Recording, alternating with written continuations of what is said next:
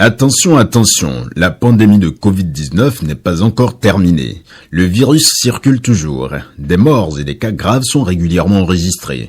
Que faire pour ne pas contracter le virus? Il faut respecter les gestes barrières, c'est-à-dire porter systématiquement le masque en tout lieu public et dans toutes les situations à risque. Éviter les regroupements. Observer la distance de sécurité d'1 mètre au moins entre individus.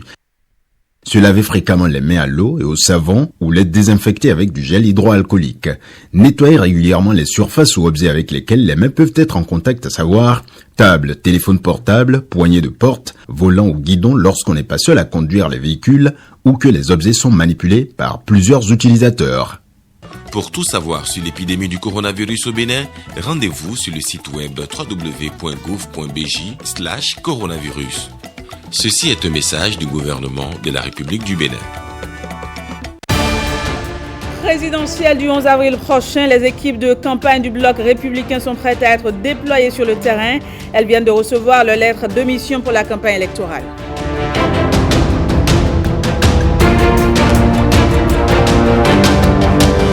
Remise de sites à Tchaourou pour la réalisation de postes d'eau autonomes au profit des écoles. L'opération est pilotée par l'Agence nationale d'approvisionnement en eau potable en milieu rural.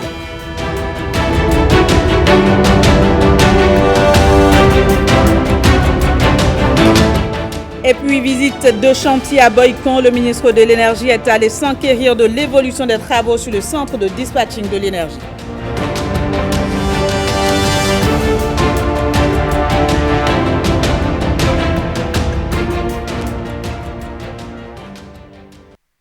Samedi 20 mars 2021, bienvenue à toutes et à tous.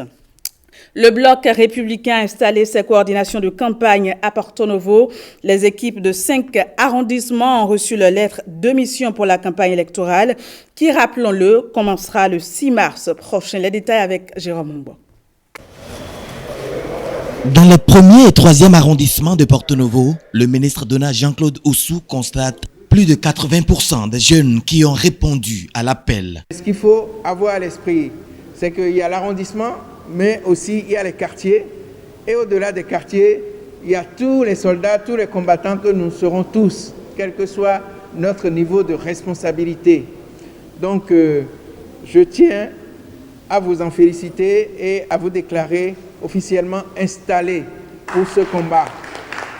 Responsable chargé de la gestion de la logistique et des ressources financières. La caravane d'installation s'est ensuite ébranlée vers le 2e arrondissement. Le ministre a situé ses combattants sur leur niveau d'engagement et de responsabilité. Idem pour les 4e et 5e arrondissements de la ville capitale. Le bloc républicain peut se réjouir de compter sur des représentants imbus de paix. Nous sommes dès maintenant engagés pour le combat. Un combat qui ne sera pas facile, mais quand même nous aurons le dessus. À l'endroit des populations, nous demandons seulement la paix. Et rien que la paix. C'est dans l'union qu'on construit un pays. C'est la discorde, rien de bon ne peut être organisé. J'invite toute la population à sortir massivement pour accomplir leur devoir civique. Que chacun soit tolérant. Il faut qu'on accomplisse sa mission. Ne pas écouter les on-dit. La première des choses, d'abord, j'ai appris d'abord les sécu pour les exhorter la paix. Parce que sans la paix, on ne peut rien faire. Le peuple béninois, le peuple porte-novien, le peuple de mon arrondissement sont déjà au courant, ils savent déjà qu'est-ce qui les attend, qu'il faut la paix, il faut l'union, il faut qu'on se parle, il faut éviter des langages assez violents. Malgré le temps court, malgré les difficultés, malgré les guerres de leadership inhérentes à toute initiative humaine, particulièrement politique, nous sommes arrivés à installer dans la joie, dans la paix, dans l'allégresse, sans grincement de dents. C'est l'essentiel de ce que je retiens. Nous sommes dans un pays de paix. Le Bénin, tout le monde le connaît, un pays de paix. Il faut que nous allons voter dans la paix. Le grand nombre, la majorité ne peut pas se tromper. Si la majorité dit que c'est le candidat qu'il faut pour la paix, pour le développement, surtout de Porto Novo, moi je parle de Porto Novo, il faut que ceux qui semblent ne pas être d'accord et que les gens manipulent se rallient à nous, ou même s'ils ne veulent pas se rallier, cherchent la paix. Je dirais que le ministre a fait un bon travail. Depuis le début, on suivait de près et aujourd'hui, la coordination nous a installés. Et d'ici là, nous allons commencer un travail assidu pour donner de bons résultats. Tout semble dormi, on est à la veille des élections et il n'y a pas une élection facile, il faut la préparer. C'est pourquoi tout le monde est content que vraiment quelque chose soit fait, des structures de base soient mises sur place quand même pour les élections. Monsieur Louis Rouguevou. L'installation des coordinations d'arrondissement répond parfaitement aux décisions nationales du parti du cheval gagnant. L'objectif, c'est que ce soit constitué de manière consensuelle d'équipes de choc qui soient capables de porter cette dynamique. Nous avions comme objectif de le faire au plus tard aujourd'hui et ce même travail va être repris par les arrondissements pour mettre en place les équipes de quartier. Ils auront jusqu'à demain soir pour pouvoir atteindre l'objectif, pour que nous puissions dire très rapidement que nous sommes prêts, que la dynamique est mise en place, que les gens qui sont là sont des gens qui sont capables. Ce que je veux rajouter, c'est que nul ne sera de trop. Personne ne doit être laissé de côté. Le Bénin est un pays pacifique. Il faut qu'on puisse encore démontrer le 11 avril que nous sommes toujours dans cette dynamique-là. C'est pour ça que j'implore les uns et les autres pour que le maître mot soit la tolérance, le maître mot soit la paix conjuguée à tous les temps du présent et du futur. Aller dans les hameaux, vulgariser le PAG, sensibiliser à la paix et à la non-violence, voilà entre autres la mission dévolue à ces coordonnateurs du bloc républicain dans Porto-Novo.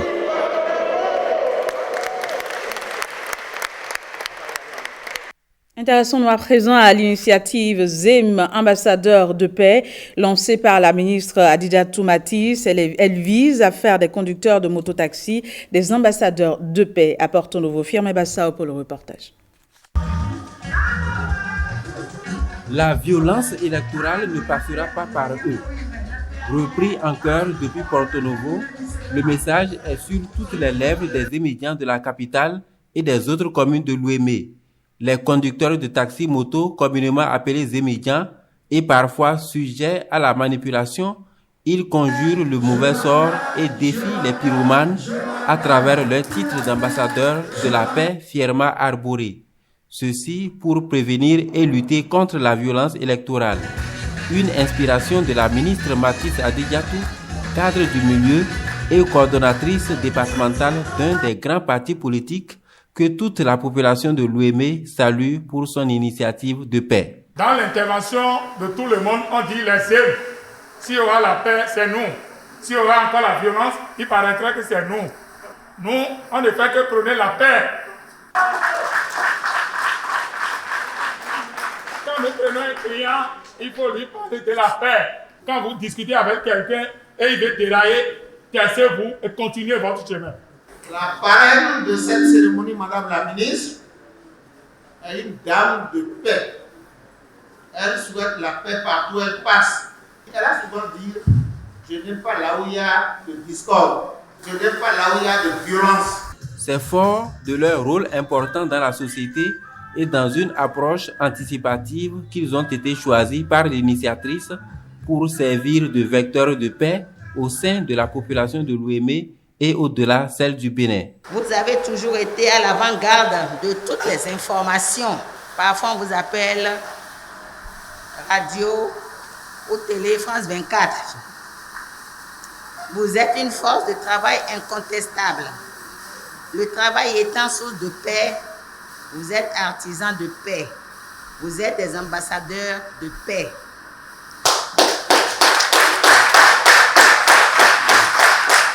Conscient d'une telle situation, dont nul ne maîtrise toujours l'issue, malgré la bonne volonté et l'organisation des pouvoirs publics, il nous a paru nécessaire de vous renvoyer à votre mission d'ambassadeur de paix.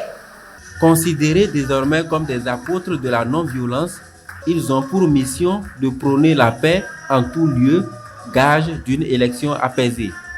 Il s'agira pour vous de sensibiliser vos clients, vos camarades, vos parents, et tout ce que vous rencontrez à vos lieux de regroupement dans votre entourage sur la culture de la paix en cette période électorale.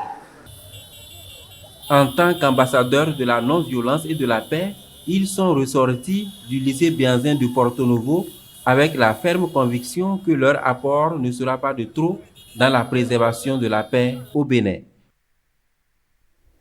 Dans le cadre de l'organisation de la prochaine élection présidentielle et profitant de la Journée internationale des droits des femmes, le collectif des femmes de l'ALO a lancé un appel au respect des égalités prônées par les textes en vigueur. Par ailleurs, elles exhortent tous les Béninois à la préservation de la paix. Marcel Arrossi. Elles sont résolument engagées à travailler pour l'épanouissement et le bien-être de la femme dans leur communauté. Dans une solidarité soutenue, voici le collectif des femmes de l'ALO. Aujourd'hui, au-delà des femmes, elles sont préoccupées par tout le Bénin. Nous sommes en période électorale et elles appellent vivement à la préservation de la paix. Nous exhortons à faire preuve de tolérance, de sagesse et d'intelligence collective pour préserver la paix malgré nos divergences aujourd'hui et dans les jours à venir. Soyons toutes et tous des ambassadeurs et ambassadrices de la non-violence dans notre commune pour les prochaines élections. Soyons tout simplement des artisans de la paix pour sauvegarder les acquis de notre très cher pays, le Bénin. Elles sont bien conscientes du pouvoir des hommes, mais elles n'oublient pas le rôle que joue chacune d'elles pour le développement socio-économique. Vous savez, la femme de tout temps a aujourd'hui joué un rôle important dans notre société. Elle est le moteur de notre société. Dans les marchés, dans les salons de coiffure, de couture, dans les hôpitaux, les écoles, dans les champs, les bureaux, dans divers domaines, les femmes sont de véritables héroïnes du quotidien qui insufflent l'espoir, la joie, la force. Partout, elles sont pour l'évolution de notre société. À l'ALO, elles se disent prêtes à transcender toute difficulté pour leur épanouissement et font ainsi la fierté de toute une commune. Je suis particulièrement très ému par cette détermination du collectif des femmes de l'ALO à travailler pour l'épanouissement et le bien-être de la gente féminine laloise. Il vous faut signaler que beaucoup de femmes continuent de subir diverses formes de violence et discrimination. Il me plaît de solliciter aussi l'accompagnement du dit collectif dans notre lutte quotidienne contre les actes liés aux violences basées sur le genre dans la commune. Ici, elles ne ratent aucune occasion de se célébrer. Avant de passer à cet appel patriotique, elles ont déjà participé à une campagne de dépistage du cancer de sein, du VIH-Sida et du col de l'utérus, soutenue par des conseils relatifs aux bienfaits du planning familial.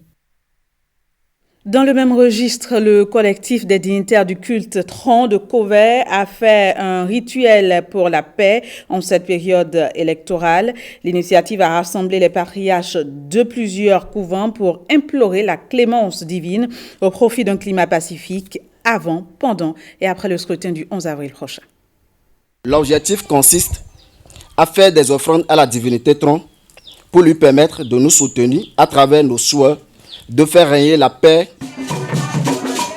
Voilà l'objectif de cette rencontre spirituelle, le rituel des couvents Tron organisé à Covey, en région Agolin. Peu ordinaire, ce rituel réunit les patriarches du culte Tron, des patriarches du culte Mami, chacun avec sa puissance et son pouvoir pour implorer le ciel afin de faire régner la paix sur le Bénin. À l'entame, la consultation de l'oracle Fa.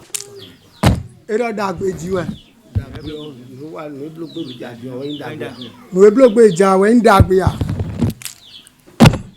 Oligodo egla yo content na go eibe. Dolo. Petit ato. Nous bloquons déjà les yon temps. Faro ma ze ko mesin do no kon o.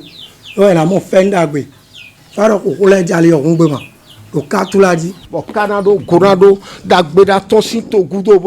Les signes révélés augurent d'un lendemain meilleur d'un processus électoral apaisé.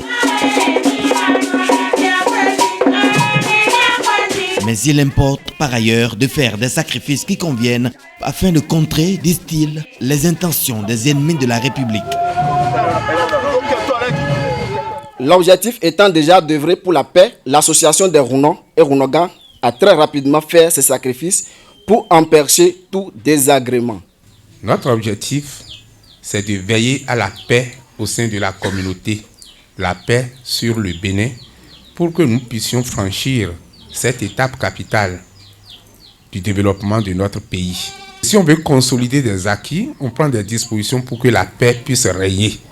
C'est pourquoi nous avons décidé de faire la démarche en direction des forces culturelles, celles-là qui sont déterminatrices des consciences citoyennes, pour les exhorter à prôner la paix, à prêcher la paix au niveau de leur paroisse, au niveau de leur couvent. C'est donc une très bonne démarche que nous louons et nous saluons les organisateurs de ce rituel, un rituel qui est pour le bonheur, un rituel qui est pour le bien de l'homme, donc sur le territoire béninois.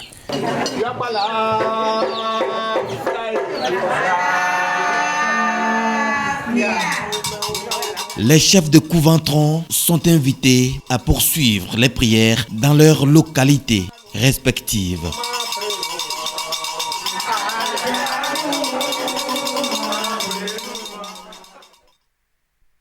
Pour une élection présidentielle pacifique au Bénin, la députée de la 8e circonscription électorale, Mariama Baba Moussa du Bloc républicain, a échangé avec les professionnels des médias de la ville de Parakou.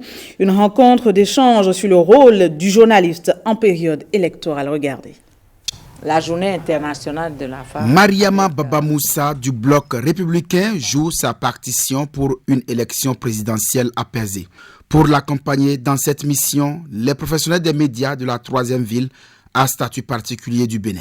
À travers cette conférence de presse animée à son domicile, l'élu de la 8e circonscription électorale, avec le soutien de son collègue du parti Charles Toko, répond aux hommes des médias sur les questions d'actualité en cette période électorale. Premier temps fort, la question de la gouvernance au Bénin. Le gouvernement actuel a réalisé, que ce soit en termes d'infrastructures, que ce soit dans le domaine de l'eau, le domaine de l'environnement, que ce soit dans le domaine de la santé, que ce soit dans presque tous les domaines, toutes les communes ont été satisfaites. Nous avons eu quand même l'opportunité de suivre le président à travers plusieurs communes. Donc c'est du concret ici. Ceux qui pensent que les populations sont dupes, elles ne sont pas dupes. À partir de ce moment, nous aussi, nous avons eu la chance d'avoir une femme comme colistière qui a pris son bâton de pèlerin pour aller donner le message de paix. Nous l'avons suivie dans des départements où nous avons pu. Actuellement, elle est en train de faire le tour du Bénin. Comme on pouvait s'y attendre, la gestion du processus électoral en cours est évoquée par les journalistes. Sur cette question, la députée du Bloc républicain répond. Les partis n'ont pas voulu se mettre à jour. Donc, la réforme du système partisan qui veut qu'on ait de grands partis, on n'a pas dit deux grands partis, de grands partis. Nous sommes habitués à ne pas suivre la loi. Aujourd'hui, nous sommes en face d'un système où la loi doit être appliquée.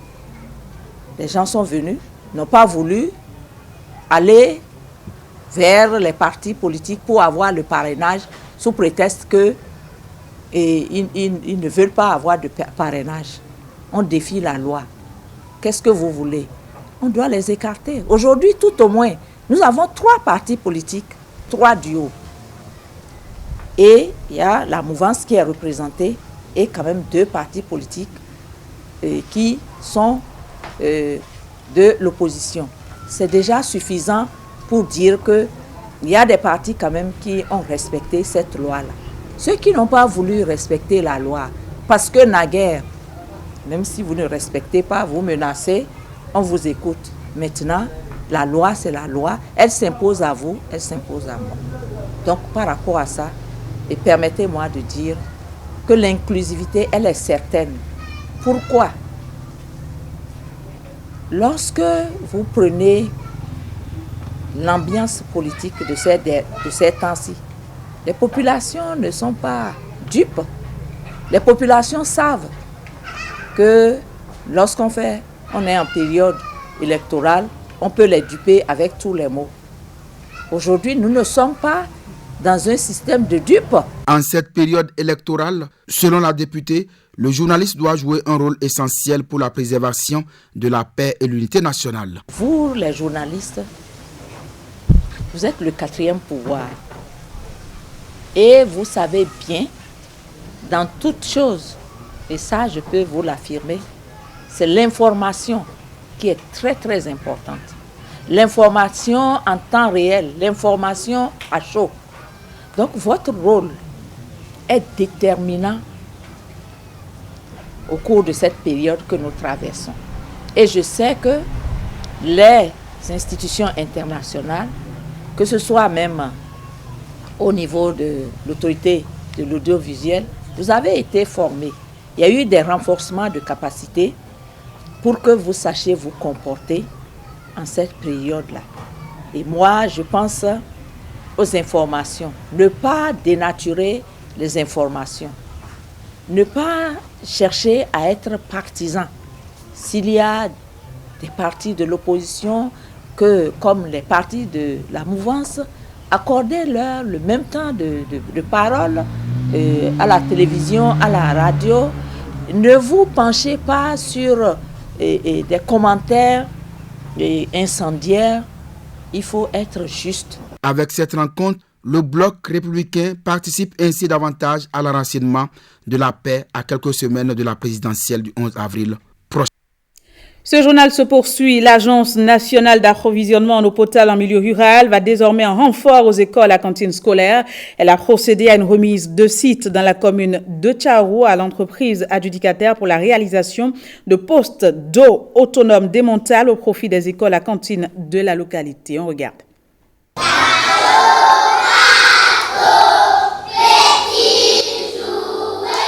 Comme ces petits-enfants de l'école primaire publique Kika 2, plusieurs autres écoliers de la commune de Tchaourou vont bientôt disposer d'assez d'eau potable pour leurs différents besoins.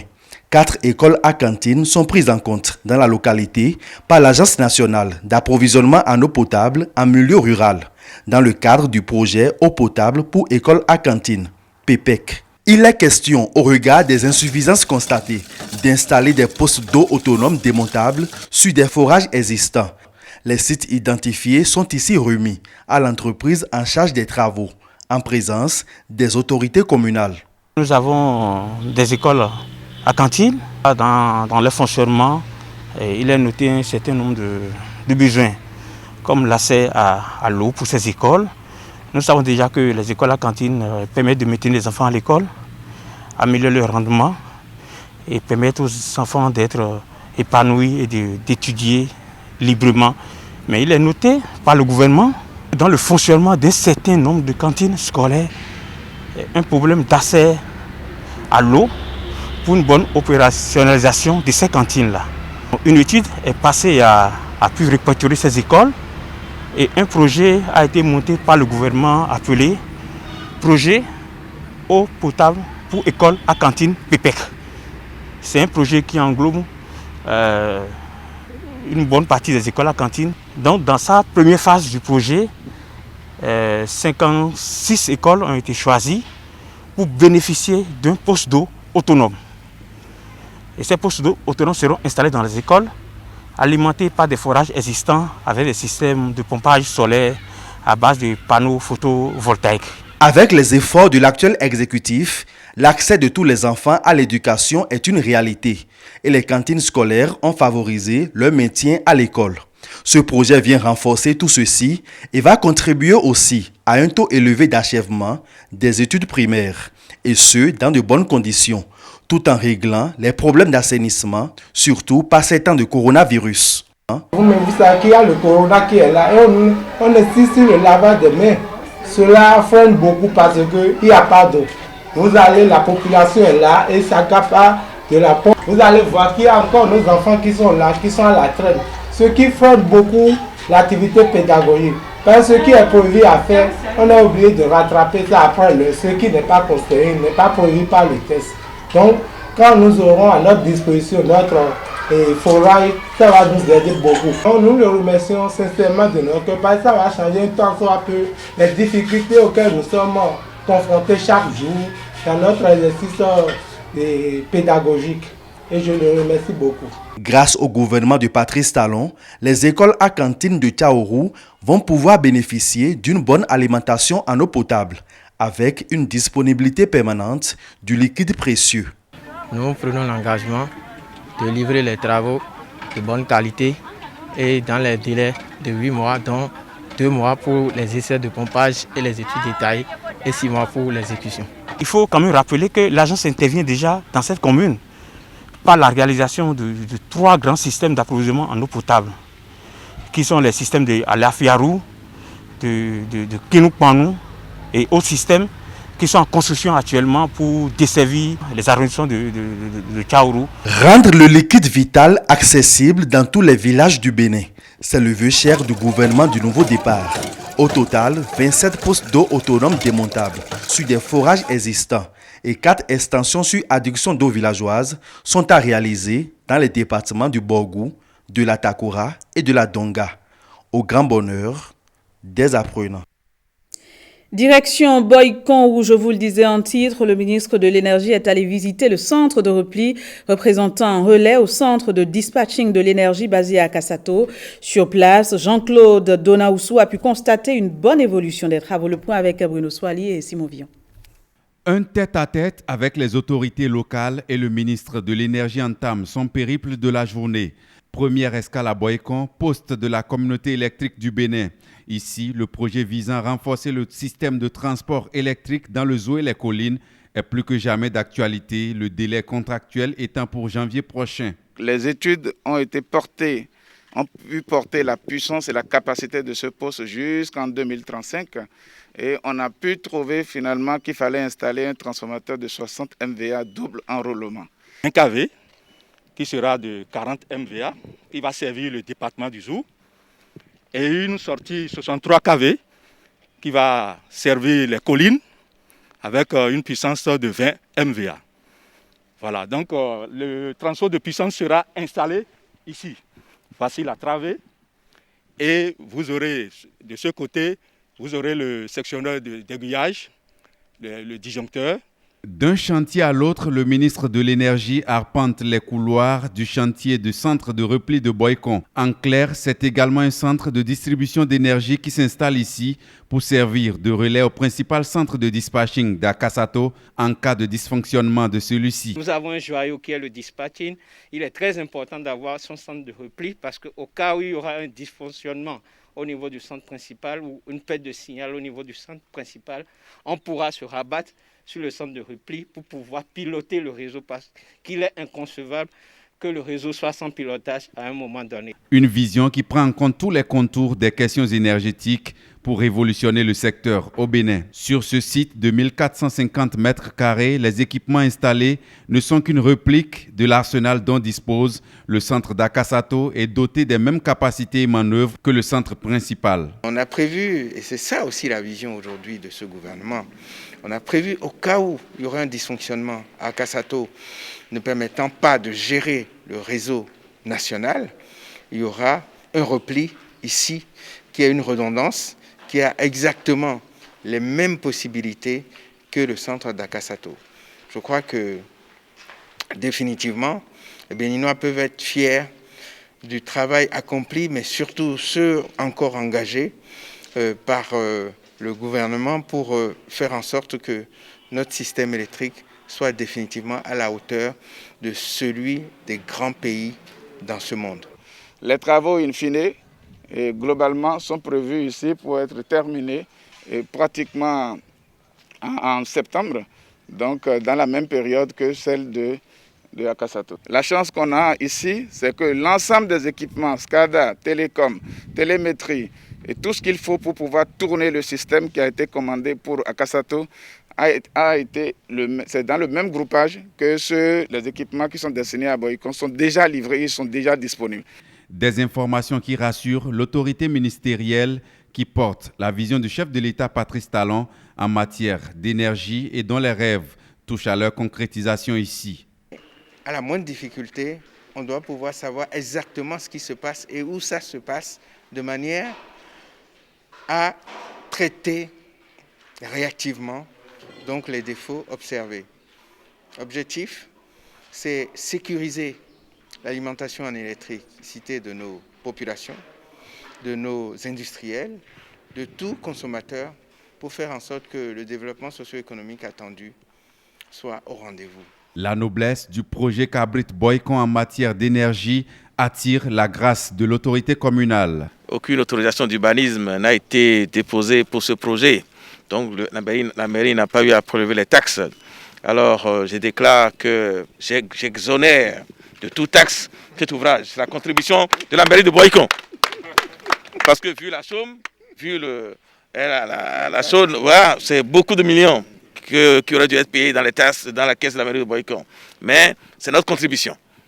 La construction du centre de relais, du contrôle et du dispatching de l'énergie électrique est financée par le MCA Bénin 2 qui a vu juste de donner au Bénin cette chance de réguler par lui-même le flux énergétique. Voilà, ainsi se referme cette édition. Merci de votre attention. Au revoir et très bel après-midi à toutes et à tous.